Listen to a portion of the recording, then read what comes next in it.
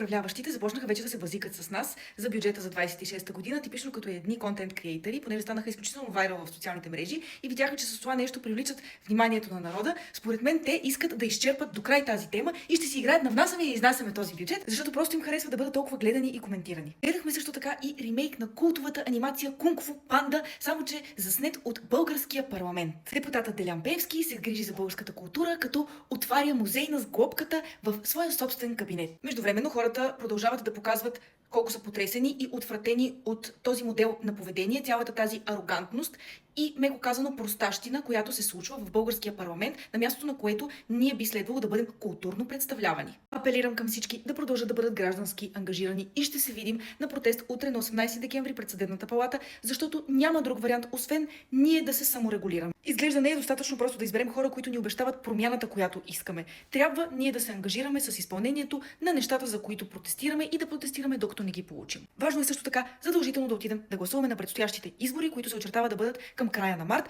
но не просто да отидем да гласуваме, а да вземем информиран, интелигентен избор, да си направим проучване, да имаме ясно формирани искания и да преценим кой евентуално се припокрива с тях и би се ангажирал с изпълнението им.